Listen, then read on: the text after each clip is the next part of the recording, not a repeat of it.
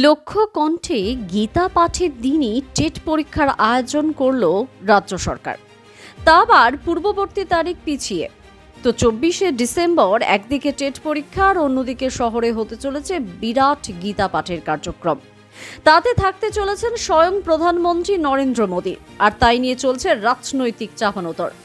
কেন একই দিনে টেট পরীক্ষা করা হলো তা নিয়ে জলঘোলা করছেন বিভিন্ন দলের সমর্থকরা।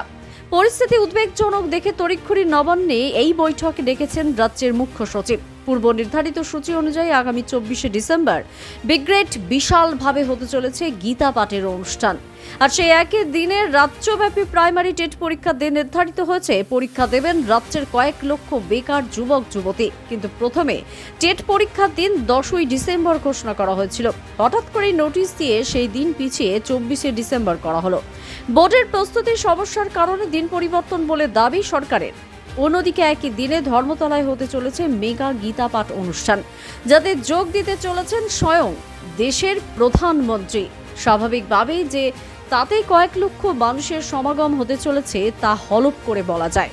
আর এখানেই প্রশ্ন ছুড়ে দিচ্ছেন সাধারণ মানুষ থেকে রাজনৈতিক বিশেষজ্ঞরা। তাদের মতে, যেখানে একটা ধর্মীয় সভা কয়েক মাস আগে থেকেই তাদের কার্যক্রমের কথা জানিয়ে দিয়েছেন, সেখানে ওই একই দিনে পর্ষদের এই টেট পরীক্ষা নেওয়ার চিন্তা ভাবনা সাধারণ মানুষকে দুর্ভোগে ফেলবে। বিজেপির অনেক কর্মী এও বলেছেন, তৃণমূল উদ্দেশ্য প্রণোদিত ভাবেই সভা বানচাল করতে এই উদ্যোগ নিয়েছে। এই নিয়ে সোশ্যাল মিডিয়াতে চলছে নানান রকম পোস্ট। হিন্দুত্ববাদী দলগুলো সরাসরিভাবে বলছে, সরকারের এই সিদ্ধান্ত প্রত্যক্ষভাবে হিন্দু বিরোধী মনোভাবকে স্পষ্ট করে দিল।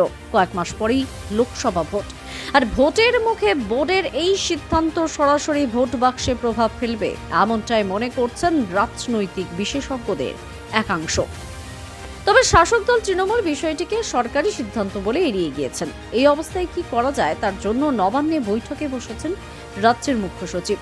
বড়দিনের আগের দিন শহরের রাজনৈতিক পারদ যে বিশাল মাত্রায় চড়বে তার আন্দাজ মিলছে এখন থেকেই। দ্য সহজ পাঠ, সহজ কথা, সঠিক তথ্য।